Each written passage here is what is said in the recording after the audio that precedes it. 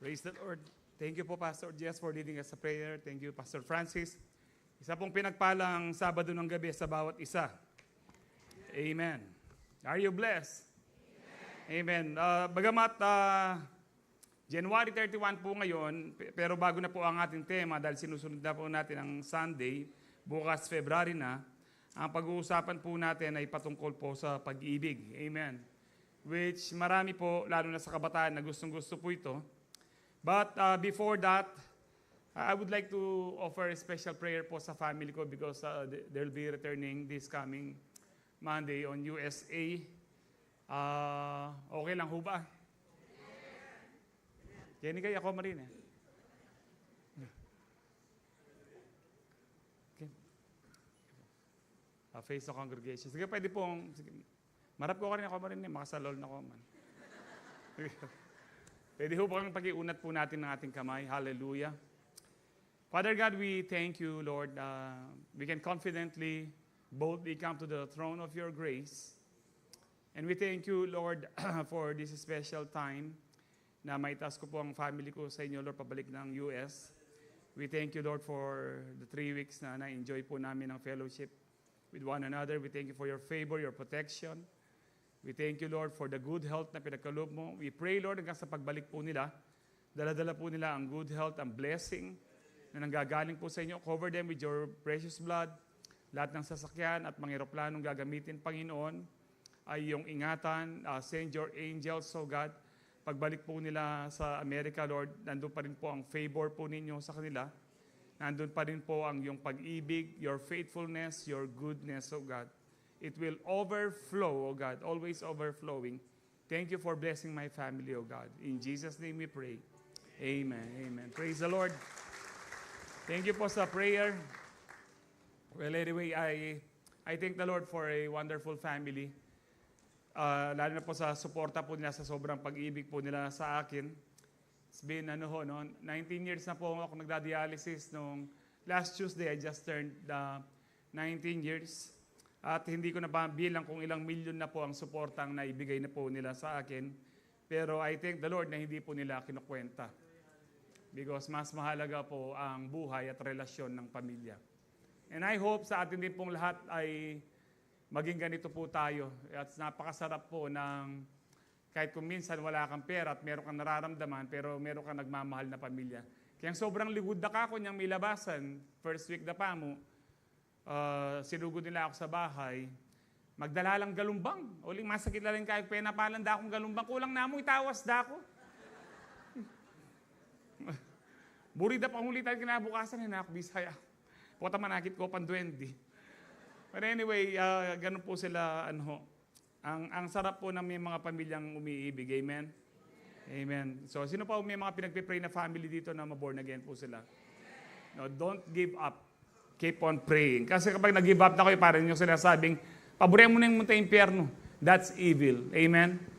So kung mahal natin ang ating pamilya, since love po ang pag-uusapan natin sa buong buwan ng February, ay ito po ang nais po ng Lord, maranasan po natin ang kanyang pag-ibig. Ang ating tema is about how to experience the best of God's love. No, we may be experiencing yung love po ng Panginoon, pero pag-usapan natin yung the best of God's love. Kasi makikita nyo, pare-pareho tayong Kristiyano, pero bakit mas pinagpapala, mas may kapayapaan, mas masaya ang taong ito at saka yung family po nila? It is because it's not automatic. Meron tayong tawag ho dito, kailangan gawin, meron tayong responsibility, na para pong ma-experience yung pinaka-best ng love ng Panginoon. Sino pong gustong ma-experience nila yung best ng Panginoon? The best of His love. Amen? Di ba kapag mahal mo yung tao, yung best mo ang bibigay mo?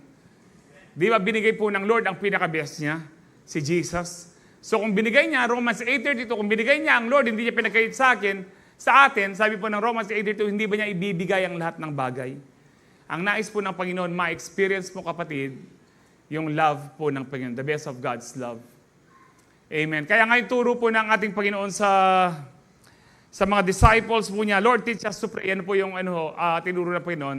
Hindi po ito para i-memorize, but it is a pattern na nandun ang worship, nandun ang protection, nandun yung provision. Sabi po niya, Our Father who art in heaven, hallowed be your name, thy kingdom come, thy will be done on earth as it is in heaven.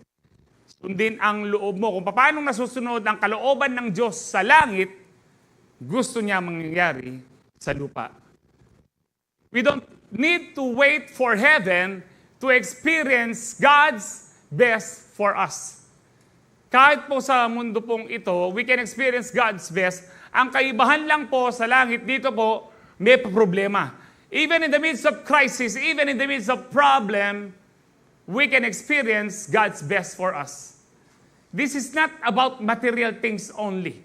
This is about, you can experience the best peace of God, the best joy, the best protection, best health, and yung pong best relationship you have sa mga kapwa nyo, especially sa family. Now, talking about love, nobody and no one can define love. Not even AI can give the true meaning of love except God, because God is love. God is the source of love, and therefore, hindi po ang mga Senado, hindi po ang kung sino mang Poncio Pilato o LGBTQRAZ, hindi po sila ang pwedeng mag-define what is love. Because God is love. He is the source of love. And the love of God is pure and holy. Ang love po ngayon sa mundo is perverted, full of lust. Na magiging po ako sa inyo, nang chula rin pamilya ako kayo, baliw na ako manasbok. Pag sinabi full of lust, ang love po ngayon sa mga tao is kalibugan. Tahimik. Pastor, tahimik yan kay. At ko pa sinabing marok. Tanggapin nyo man o hindi, yun po ang nangyayari sa mundo po ngayon. Pero ang pag-ibig po ng Diyos is pure and holy. And He wants you to experience the best of His love. Nung kinreate po si Adam and Eve, bakit huli po silang na-create? Kasi pinrepair na po ng lahat ng Diyos yung kailangan ng dalawang tao lang. Dalawang tao lang. Two less lonely people in the world. And it's gonna be fine, sana ho. No? Dalawang tao lang, pero yung mga animals, yung fresh air, mga plants, mga fruit-bearing trees. Kompleto po yung hindi pa natin natitikman na napakasarap po sa garden po niya. Ibinigay po ng Lord. Bakit po? Because giving your best to someone is an expression of love. Meron nga ho tayong kasabihan, you can give without love, but it is impossible to love and not to give. It is possible. Kung mahal mo ang isang tao, ibibigay mo ang best sa kanya. Kung mahal mo ang Diyos, ibibigay mo rin ang best sa kanya. Hello, Calvary Temple. Amen. Kaya nga po ngayon, ang unang topic po natin, how to experience the best of God's love. Ang unang topic po natin, experience the best of God's love through faith in Jesus Christ. Through faith in Jesus Christ. Marami pong pangako ang Diyos. They are so wonderful po, but they're not automatic. Kailangan po tayong may participation po tayo. Katulad po nito, Jeremiah 29:11, mag-start na po ako. For I know the plans I have for you, declares the Lord, plans to prosper you and not to harm you. Plans to give you a hope and a future. Heavenly Father, we thank you for this wonderful night that you've given us, Father God. I do believe, Lord, it's not an accident na nandito po kami ngayon, especially sa mga first-timers po namin, O God. Touch their hearts, fill them, open the eyes of our understanding, each and every one of us, that we may grow deeper in your love, katulad po ng prayer ni Paul sa Ephesians chapter 3, na kapag po ay nag-grow deeper, Lord, nothing will be impossible. You can do exceedingly abundantly more than anything we could ask or think. That's why tonight, Holy Spirit, guide us into all truths. And And as I declare your word, let there be healing, deliverance, and salvation be upon your people tonight, maging ang mga nasa online. And we give you all the glory, honor, and praise. And we worship you, we love you, Father God. In Jesus' name we pray. Amen. Palakpakan tayo po, Lord. Sino po ang nakakaalam ng verse ito or memory verse niyo po siya? Marami po sa atin, no? I know the plans. Ang sinasabi ng ilan, hindi natin pwedeng i-claim yan kasi para yan sa mga Israelites. Alam niyo po kung gano'n ang isip po natin dyan, wala tayong pwedeng i-claim dito kasi wala naman nakasulat ng para sa mga Pilipino. Kasi nakasulat ito, opo, nangyari ito sa mga Israel nung nasa Babylonia po sila, pangako ng Diyos ibabalik po sila after 70 years of exile from the Babylon kingdom. At ang pangako ng Diyos sa kanila, I know the plans I have for you, plans to prosper you. Now, yung prosper po dito, take note, kayong merong na memory verse po ito. The word prosper here, it's not material wealth only. Hindi po ito material, hindi po pera lang. Mababaw po yun. Because madalas ko po sinasabi ito, the lowest or the smallest blessing that God can give you is money. Kung tapat ka lang, hindi ka magkukulang. Kung tapat ka lang po, hindi ka magkukulang. Naranasan na po namin yan, pati po marami din po sa mga pastors, naranasan po yan. At nagtiis po, no, kahit po nung una kami sa mga ministry, nagtiis at naging generous. Yun po yung susi, being generous. Magkakaroon ka ng bagong BYD, katulad ni Pastor Joshua. Run the race. Pastor Jack, meron siyang bagong run the race. No? Race, Toyota race po ang sinasabi ko. Puta po na gets brand new. No? At yan po mga bagay na yan, hindi po yan ang dapat nating hinahabol. Kung tapat ka sa Diyos, ang blessing, if you seek first the kingdom of God and His righteousness, totoo po ang salita ng Diyos, hahabulin ka ng blessing. All these things shall be added unto you. Hindi mo kailangan, at siya kaya kahit ang mami, pera ka na ako.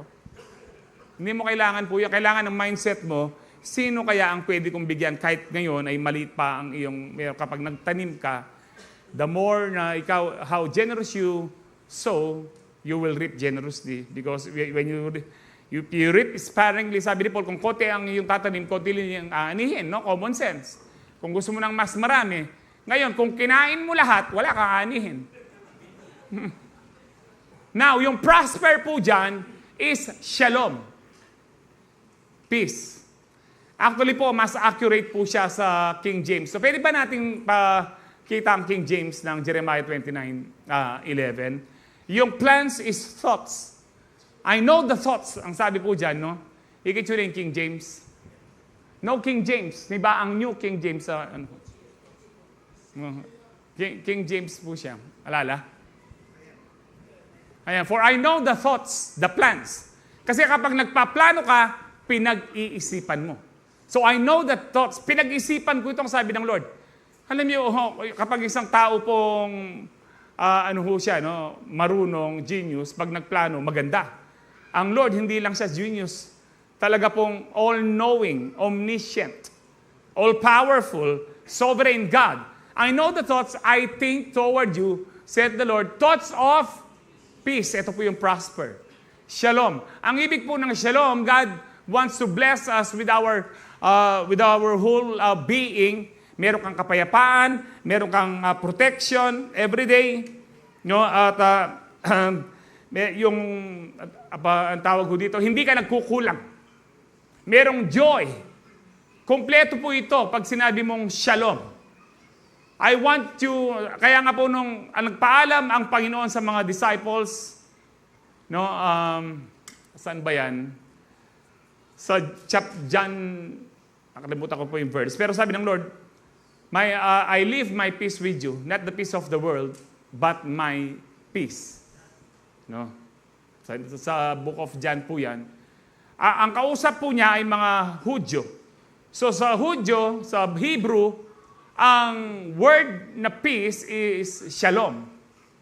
ang kabuuan po siya. Kaya nga po nagbabatian tayo, madalas binabati po namin kayo, lalo na po ako, sinasabi po, Shalom, God bless you, with wealth, with health, with divine protection, with divine peace, with divine joy, with good relationship. Lahat po. Ayan po, John 14:27, salamat po. Peace I live with you, my shalom.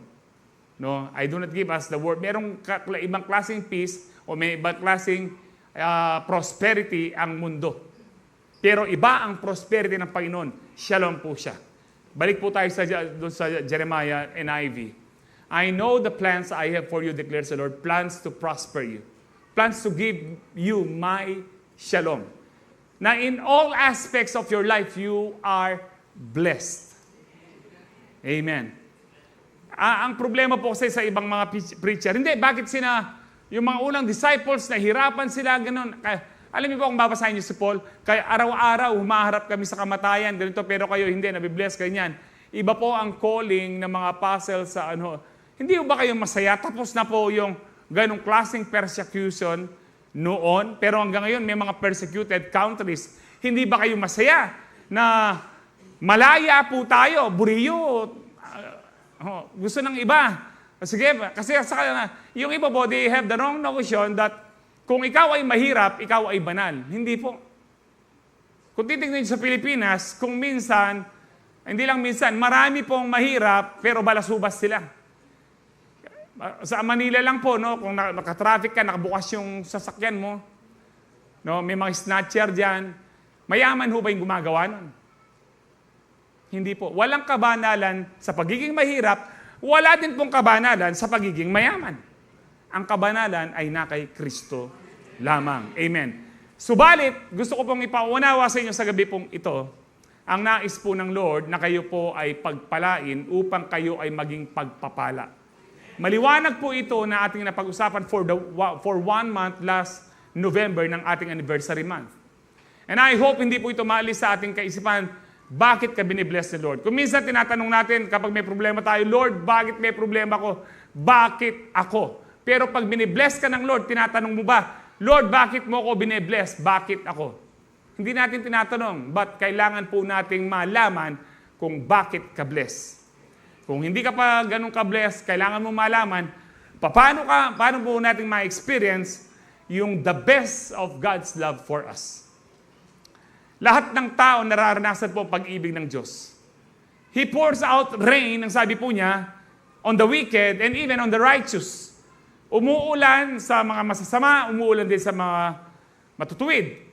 No, na yung araw, nagliliwanag siya, hindi lang sa mga righteous. Pati sa ito po yung tinatawag na common grace. Pero above that, gusto po ng Lord na mas maging blessed ka, kapatid. For you to be a blessing. Amen. Kung isipin niyo po, kung paniniwalaan po natin kung dapat ang kahirapan ay kabanalan, bakit pinagsisikap mo ang iyong anak? No, mag-aral ka mabuti para umasenso ka. Bakit yung iba sa atin dalawa ang trabaho? Because yung kahirapan, yan po ay kasama sa sumpa ng kasalanan. Mayaman ho ba si Adan at Eva bago sila nagkasala? Yes, kumpleto. Hindi nila kailangan magtrabaho talaga. Kumpleto po. Yun ang nais po ng Panginoon po sa atin. And He wants you to experience God's best. Amen. Now, mag-start na po ako. Number 1, you can experience the best of God's love through faith in Jesus Christ if you, number 1, acknowledge Him as Lord and Savior. Pag sinabing acknowledge Him as Lord and Savior, it means you are accepting the fact or the truth that God exists. Merong Diyos. Nandyan ang Panginoon. Buhay ang Panginoon. And tinatanggap mo siya na siya lang ang tanging Panginoon at tagapagligtas. Because if you will not acknowledge, if you will not accept, hindi mo tatanggapin si Kristo na bilang buhay na Panginoon at tagapagligtas, you will not experience the best of God's love. Kailangan tanggapin po natin siya. No, pastor, Bakit yung iba, hindi naman Kristiyano, mas blessed? In terms of pera, pwede. Katulad po nung nasa mga flood control. Mas marami silang pera, pero palagay nyo, blessed talaga sila? Hindi po. Katulad po nung sikat na artista. Wala daw siyang kasalanan. No? Pero ang Bible, sabi niya, lahat nagkasala. Makikita nyo pa ibang tao, kahit na may pera po sila, pero hindi sila blessed, magulo ang buhay. Magulo ang buhay mo kapag hindi ang Panginoon ang sentro ng buhay mo. Masarap ang buhay po kahit sakto lang yung pera mo, pero ang Panginoon ang sentro ng buhay mo. Dahil kahit kailan, hindi ka magkukulang. Ang Panginoon ang aking pastol, siya ang aking Lord, siya ang aking Master. Hindi ako magkukulang kailanman. Amen. Kailanman, hindi tayo magkukulang. So we need to acknowledge Him. At kapag in-acknowledge mo siya, ang unang blessing na meron po tayo is forgiveness. Ang sabi po ng Acts 10:43, all the prophets testify about Him, about Jesus, that everyone who believes in Him receives forgiveness of sins through His name. Kanino lang daw po yung kapatawaran? Kay Jesus, sa pangalan lang po niya, Hebrews 9:22. In fact, according to the law of Moses, nearly everything was purified by blood, with blood. For without the shedding of the blood, kung wala yung pagbubuhos ng dugo ni Kristo sa krus ng Kalbaryo, there is no forgiveness of sins. Alam niyo ho ba, isa po sa best gift ng Lord yung pinatawad niya tayo. Kasi po, kahit na anong gawin ng tao, kung hindi po binayaran ni Kristo ang kasalanan po natin, kahit po lumuhod pa tayo sa bubog, kahit tayo mismo ipapako natin ang ating katawan sa krus, hindi tayo pwedeng patawarin ng Panginoon. Hindi tayo karapat-dapat. Kung bakit tayo meron pong blessing of forgiveness ngayon, it is because of the shed blood of Jesus Christ on the cross of Calvary. Kaya tayo pinatawad. Masarap po yung pinatawad ka. Ewan ko kung naintindihan niyo po yan. Tayo po na nagkasala sa isang tao, no, talagang very guilty ka, humingi kang tawad, no, nung una ayaw kang patawarin, pero nung pinatawad ka, hindi ba masarap ang pakiramdam na magkasundo na kayo? Eh di dapat mas masaya kayo, mas masaya tayo, na tayo ay pinatawad na ng Diyos. Ang sabi ng 2 Corinthians 5 na tayo po'y pinagbati ni Kristo sa Diyos.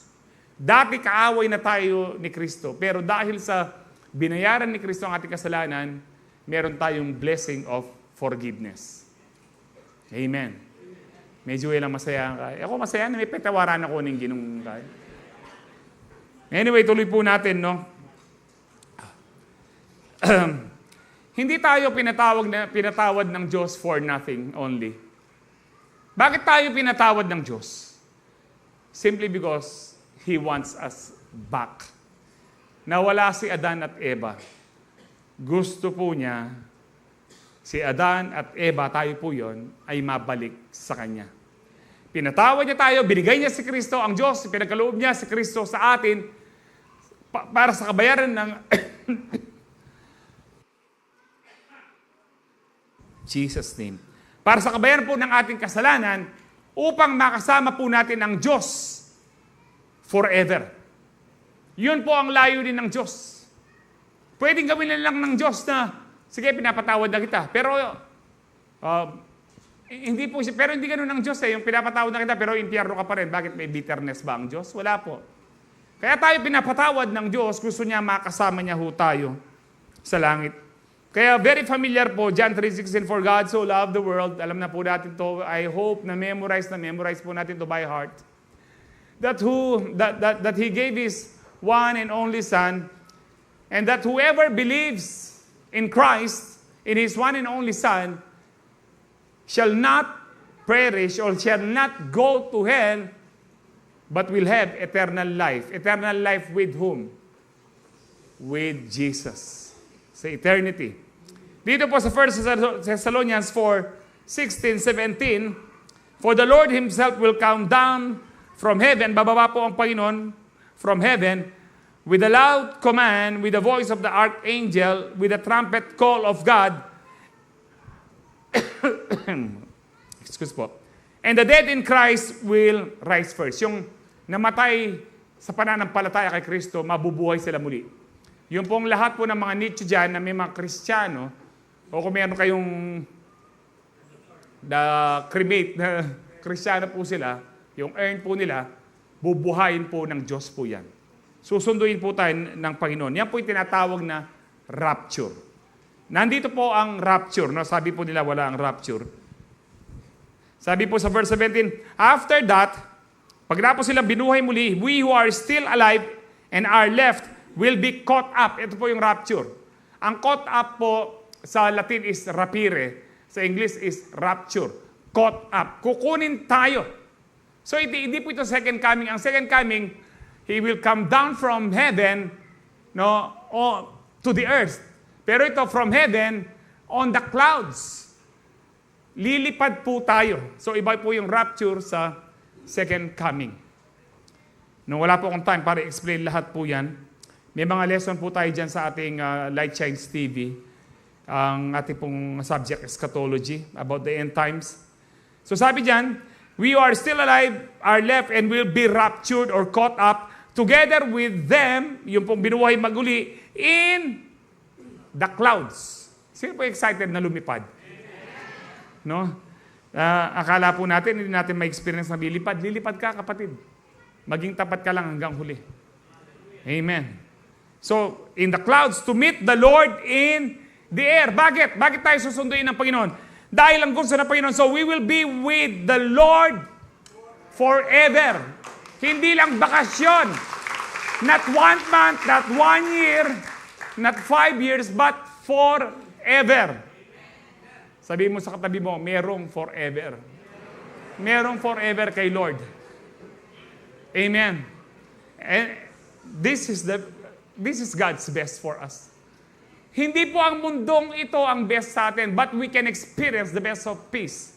The best of God's peace, the best of God's joy, the best of God's shalom, the best of God's prosperity.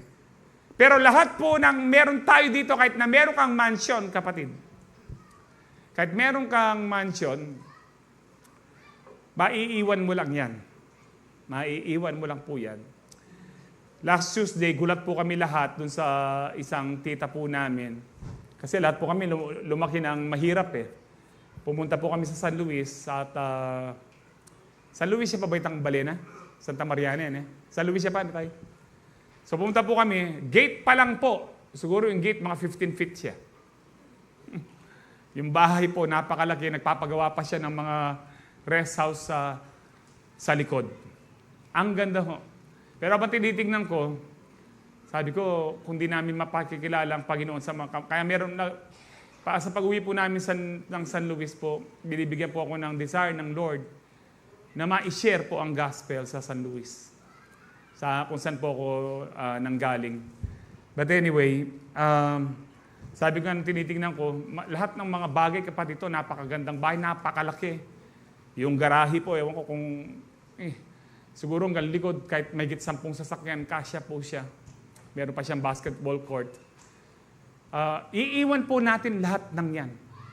Napakasarap po siguro na meron kang ganong mansion. No? Lalo na sa baryo po. Masarap po yung hangin. No? Napakasarap na po na parang kapag ikaw ay masyado ng blessed ito, ang problema po ito, no, the danger of being blessed financially. Even as Christians, kung minsan ang mindset mo matutuon na dito. But never, never na ituon niyo po ang inyong puso kahit na gaano ka yumaman, kapatid, sa mga kayamanan sa mundong ito. Because where your treasure is, there your heart will also be. Ibig sabihin yan, kung sino o kung ano ang pinapahalagan mo. Kung pinapahalagan mo yung relasyon mo kay Kristo, pinapahalagan mo ang Diyos. Siya ang treasure mo. Ang treasure mo ay yung relasyon kay Kristo. Nandoon ang puso mo at doon ka rin pupunta. Amen. Masarap po na i-bless po tayo ng ganon. Para pong iniisip ko, nung nakita ko po yung bahay ng aking tita, sabi ko, no, sarap ata ng may bahay na ganito. Una niyang isipan kung mag-asawa no rin anak. Kaya kami mga dwa ning asawa ko. Miyahos ka. John, o ka rin ka. Tsoko kusina. Ay, match ko pa italinitan ka. Tsoko sila. No ka rin ka. Kaya dagol na po nimbali. No ka rin ka.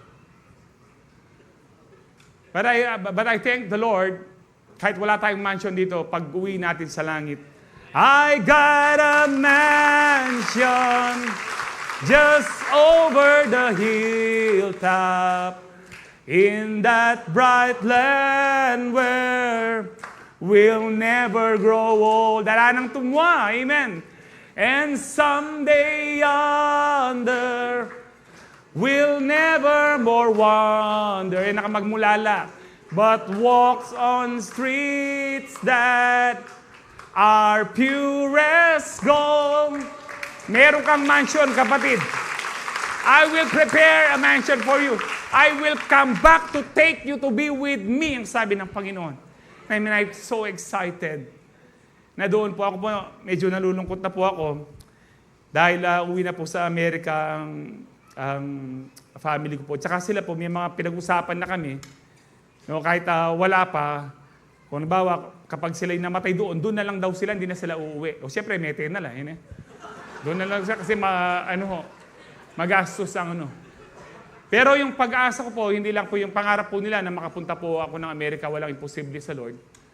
Pero yung pag-asa po natin na masarap pong magkakasama ang mga pamilya. Ang pag-asa po natin, langit, si Kristo. Doon po hindi lang bakasyon. Forever, we will be with the Lord, with our loved ones, with our friends, with our see you. Amen.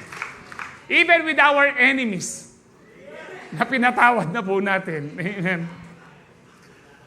So that's the purpose of Lord. Bakit niya tayo pinatawad? To be with Him forever. Hindi lang basta pinatawad ka lang niya.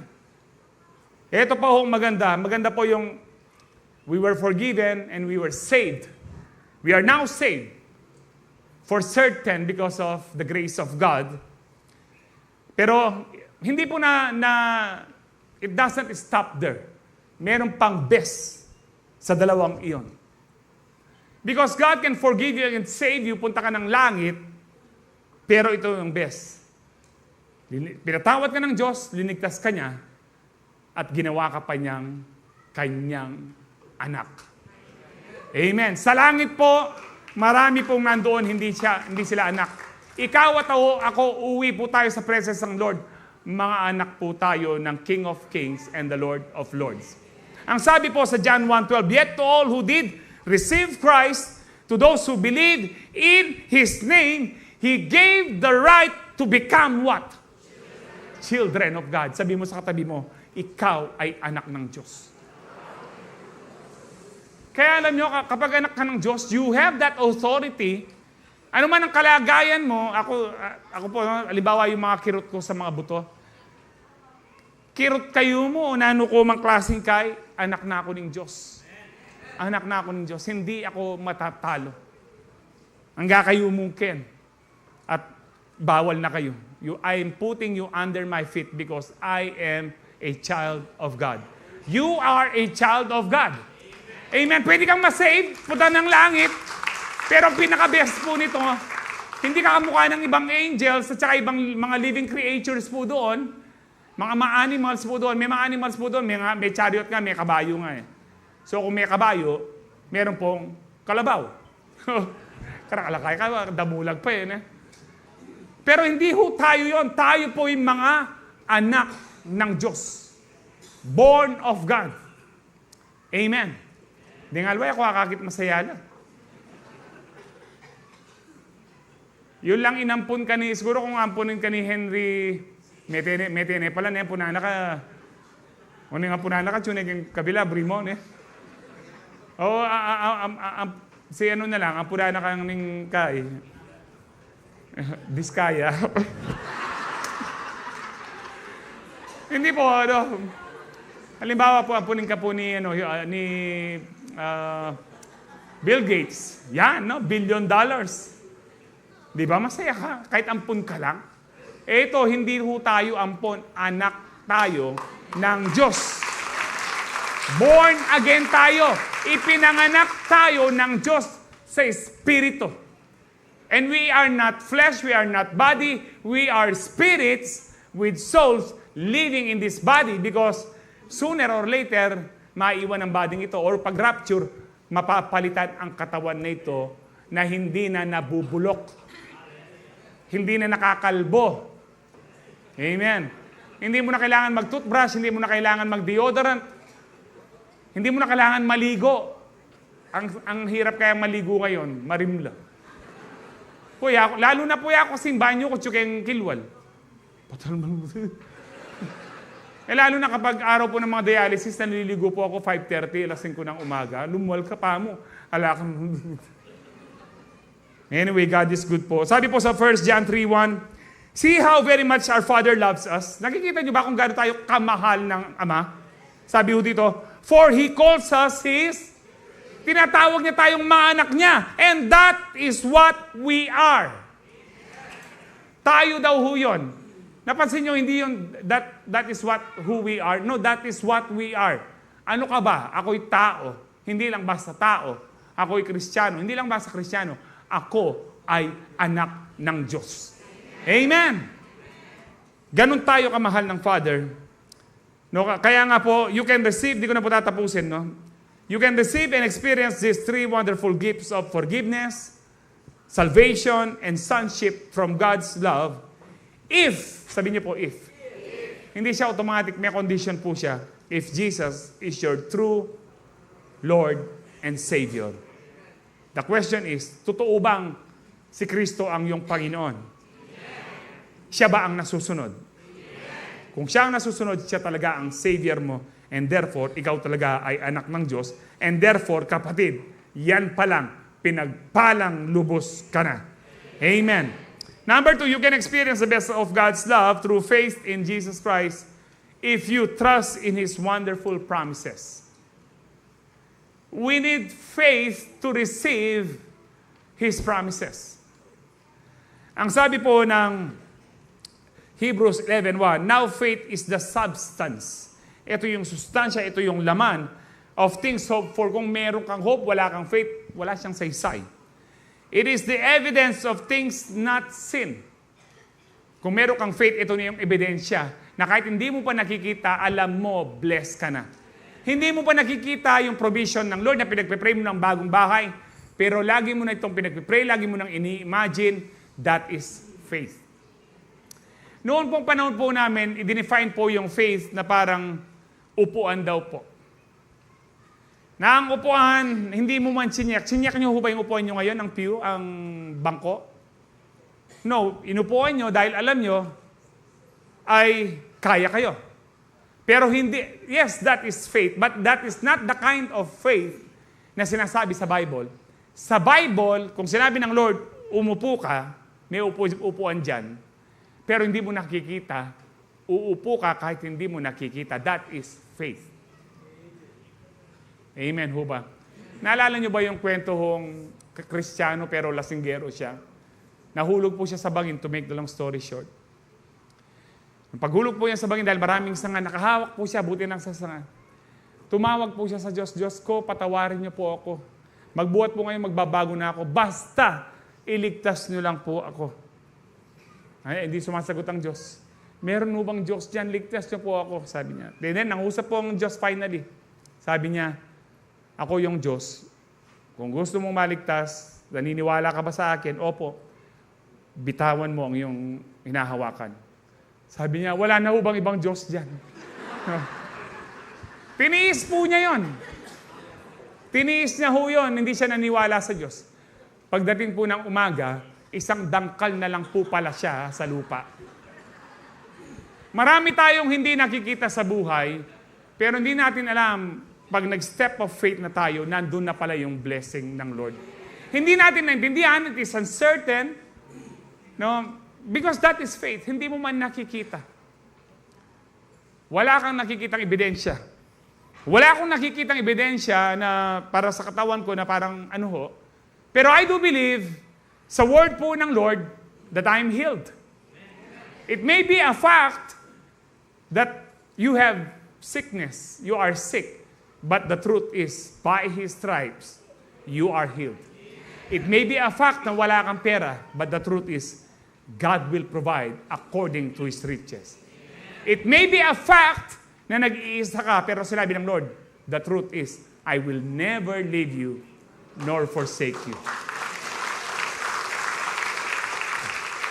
The truth of God's Word is better than all the facts in this world.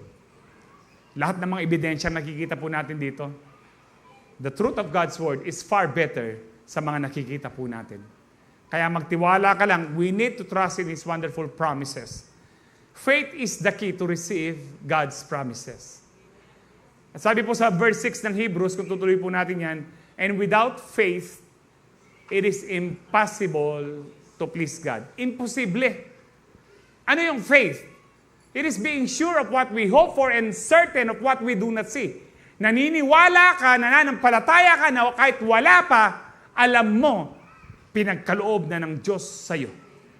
Kaya di ba sabi po ng Panginoon sa Mark 11:24, that therefore when you pray, believe that you have received it and it will be yours. That is faith.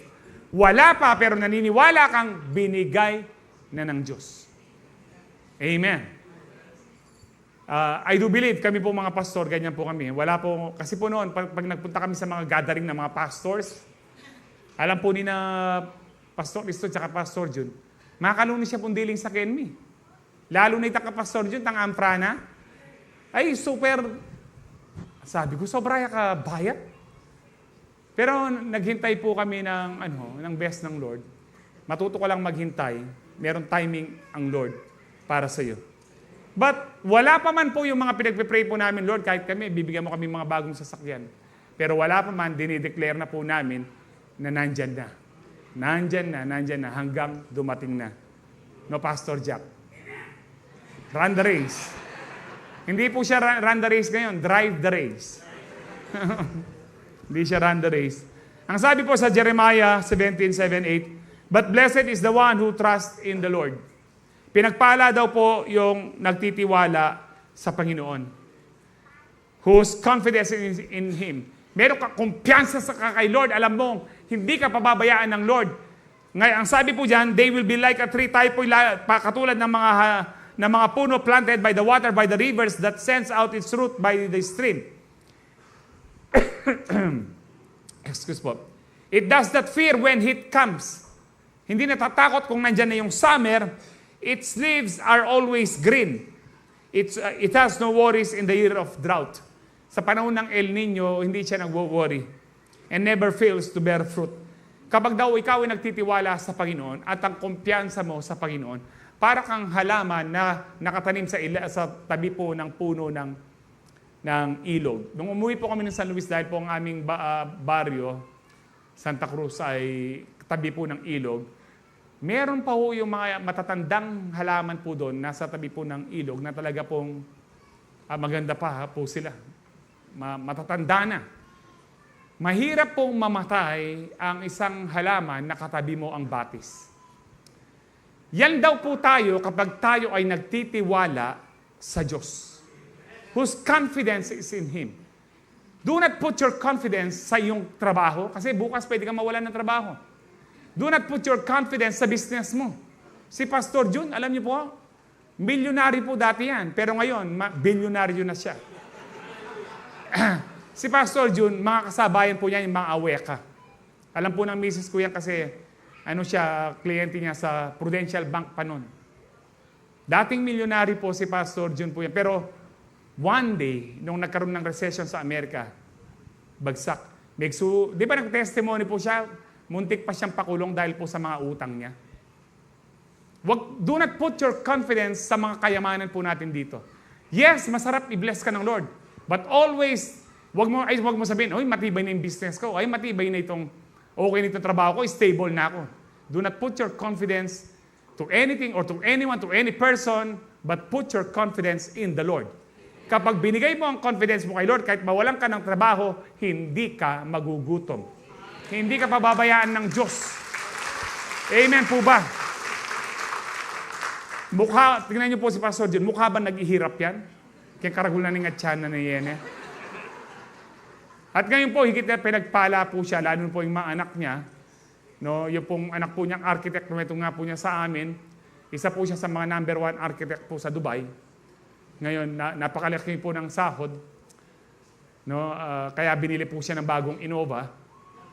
Yung sa anak po niya, nagtatrabaho po sa World Bank. World Bank. Isa lang po yung Filipino po doon. If you put your confidence in the Lord, yung favor ng Lord, hindi lang sa'yo, it will overflow to your families.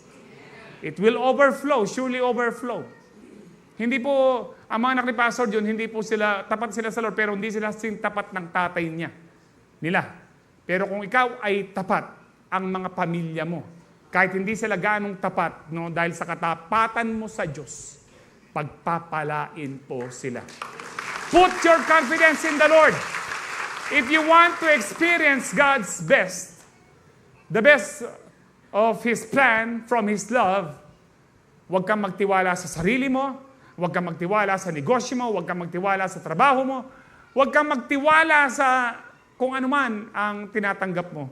Magtiwala ka sa Diyos na buhay hanggang sa wakas. Amen! Isaiah 26:3. You will keep him in perfect peace whose mind is stayed on you because what? He trusts in you. Alam niyo po yung perfect peace, yung kahit na isa po siguro no, sa perfect peace na naranasan ko po. Napakarami ko na pong perfect peace, even right now. Yung pong na-ICU ang aking may bahay. Perfect peace po na dahil nagkaroon po siya ng butas sa puso. Silaki po ng lumang 5 piso. Nagkwento ko na po sa inyo ito. Dapat ma-opera siya noong February 2018 ng December. February 2, na-confine po siya na ICU. Pero dahil we put our confidence in the Lord, kahit po dun sa mismong ICU, dun sa unit pong yun, ginising ako ng nurse sa natulog lang po ako sa dinadaanan ng tao eh. Buti meron pong isang doon, isang nangawas katak, Cleopatra.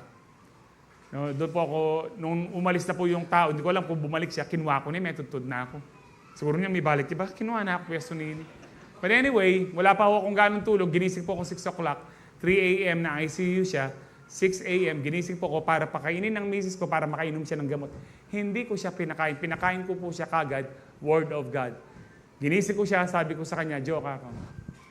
Yun ang unang word ko po, eksakto po ito. Katatakot.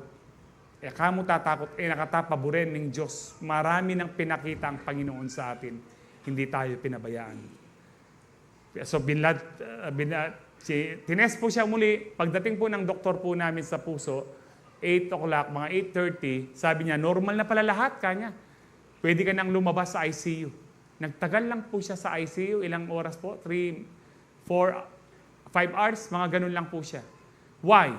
Because we put our confidence in the Lord. Meron kaming perfect peace na alam mo na kahit hindi po, kahit tumagal ka pa ng 10 araw sa ICU, kung meron kang perfect peace, mapagtatagumpayan mo yan, kapatid. How to gain this perfect peace? You put your trust in God by fixing your thoughts kay Jesus. Ay, Jesus, ano na nakatapaboren? Sinabi ko sa kanya, hindi tayo pababayaan ng Panginoon. Hindi pa, kahit kailan, hindi pa tayo pinabayaan ng Panginoon.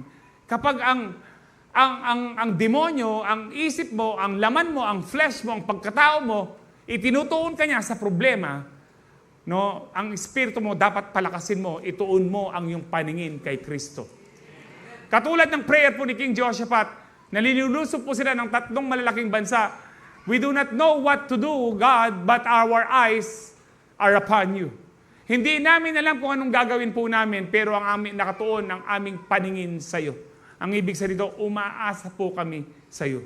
Kapag ang pag-asa mo, umasa ka sa Lord, hindi ka mabibigo, kapatid. Huwag ka lang magdududa. Amen. Huwag ka lang matatakot. We can still experience po yung perfect peace. Kahit po in the midst of problems, in the midst of crisis sa ating mga buhay kung lagi pong nakatuon ng ating kaisipan kay Kristo. 2 Corinthians 1:20, for no matter how many promises God has made, there are thousands of promises. They are yes in Christ.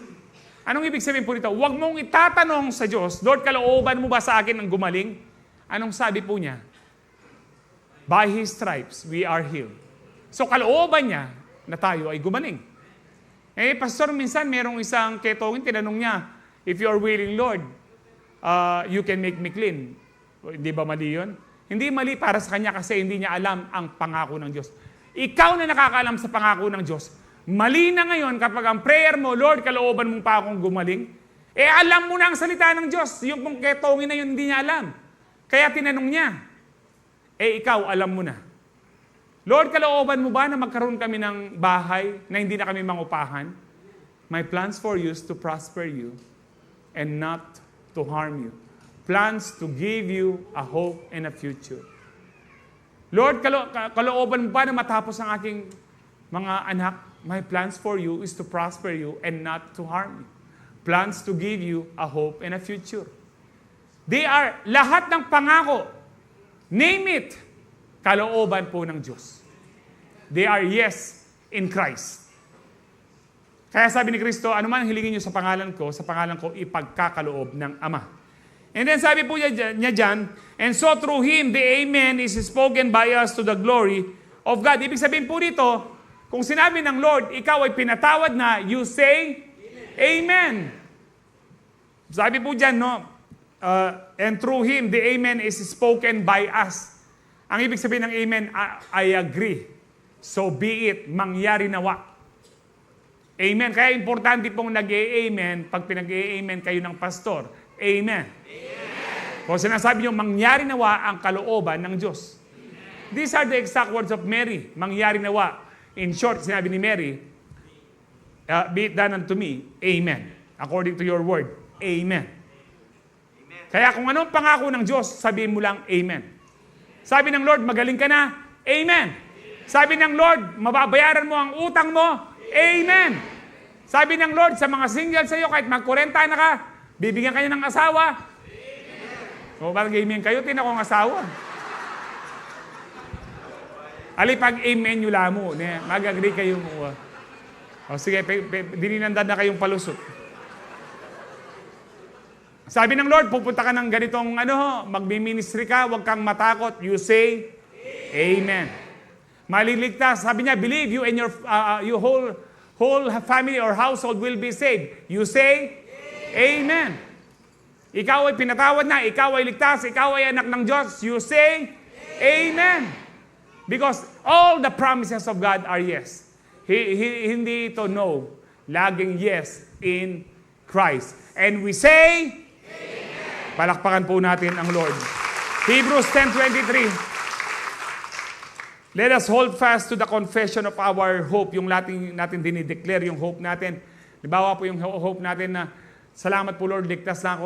O kaya po Lord, salamat po, alam ko, matatapos ang dialysis. Sabi po dyan, let us hold fast to the confession of our hope without wavering. Na napag-aralan po natin to last week, without wavering, for He who promised is faithful. May mga tao pong nangako sa atin, pero hindi sila tapat, hindi natupad. Pag uwi ko, bibili kita ng iPhone. Ano pong iPhone ang meron ngayon? 17. Bibili kita ng iPhone 17. Anong binili sa'yo? Opo. Para maging magalang ka. Nani pa kakainin ng Opo? Hindi, medyo maragulita. Vivo, no? Oh. Hindi iPhone 17, binigyan ka, Vivo, para magbiba ka. No? Hindi sila tapat, pero ang Lord, pag nangako po siya, yung kabuuan ng pangako, hindi pwedeng hindi niya ibigay. Sabi po sa Numbers, hindi sinungaling ang Diyos katulad ng tao. Pag nangako siya, siguradong tutuparin niya. Amen. Sino po dito may mga pinangahawakan na pangako ng Diyos? Siguradong tutuparin ng Diyos yan.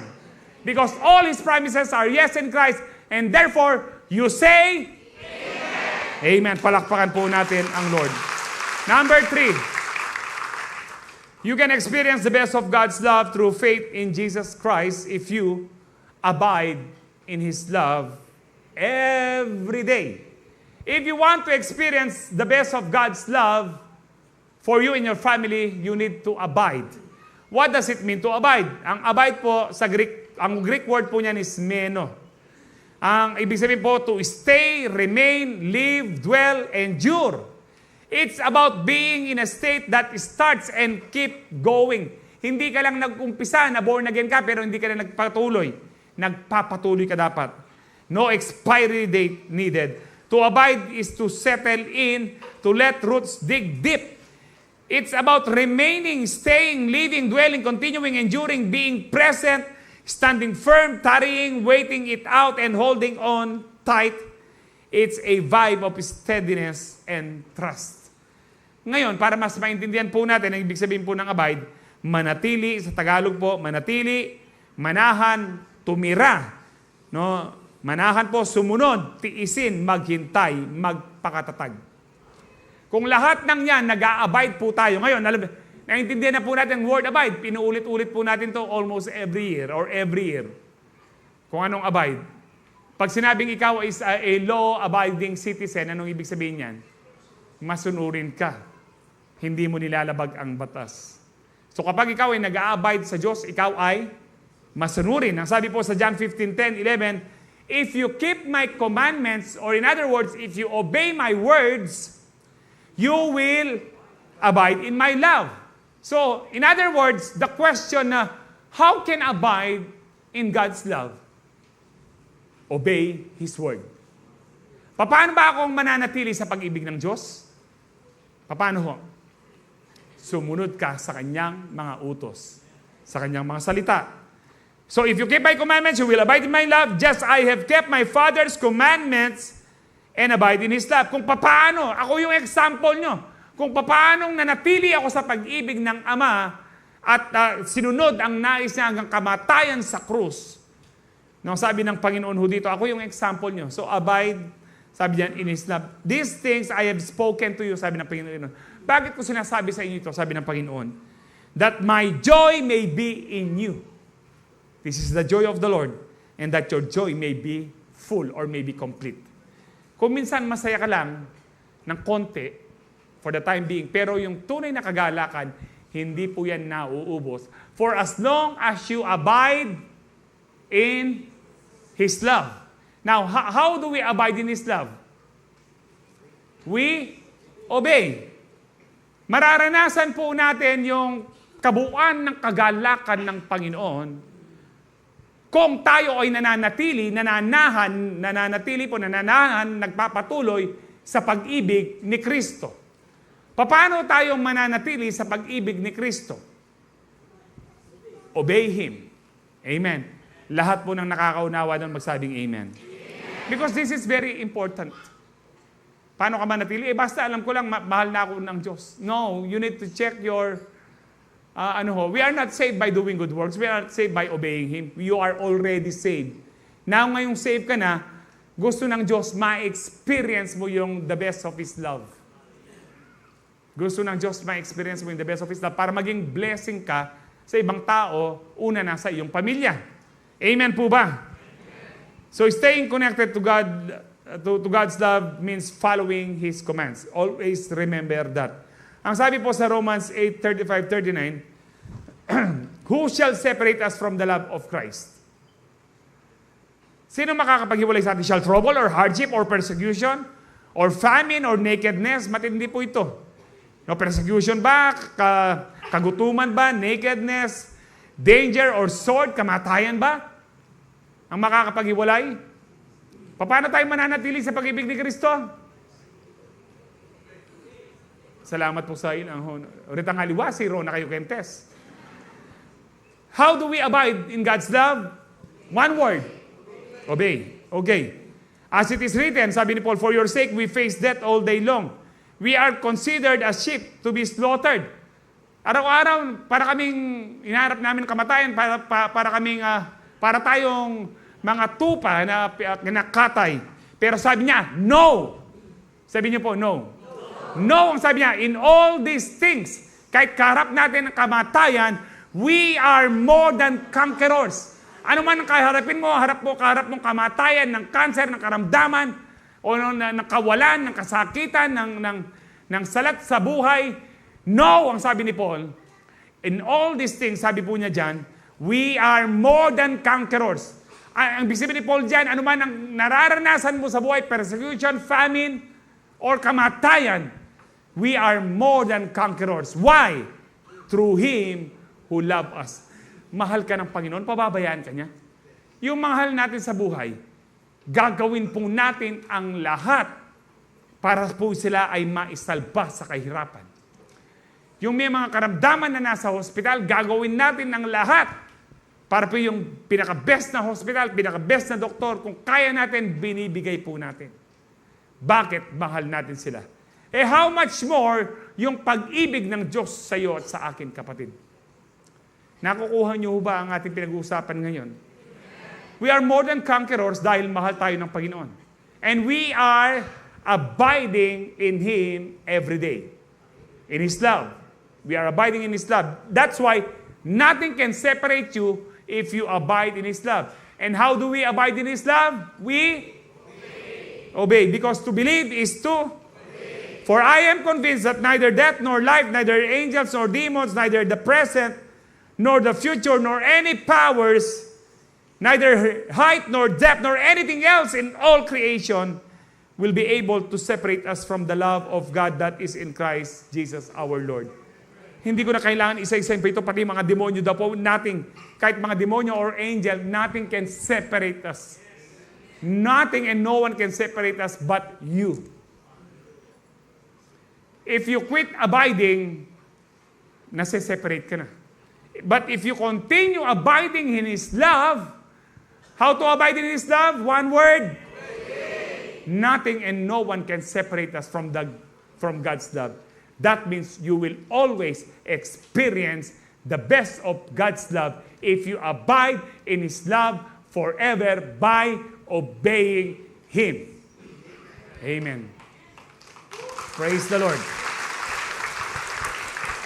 Tatagalugin ko po, no? Baka yung iba po inaantok. Tatagalugin ko. Atin pong may experience, mararanasan, ang pinakamabuti ng Diyos sa Kanyang pag-ibig, kung tayo ay nananatili sa Kanyang pag-ibig sa pamamagitan ng pagsunod. Amen. Kaya nga po, we can experience the best of God's love through faith in Christ if, sabi niyo po if we continue to abide in His love by being obedient to Him. Always remember, to believe is to obey. At ito pa, to love is to obey. Kung mahal mo ang Diyos, mag-o-obey ka sa Kanya. And you will experience the best of God's love for you. Amen. Mag-review na po tayo.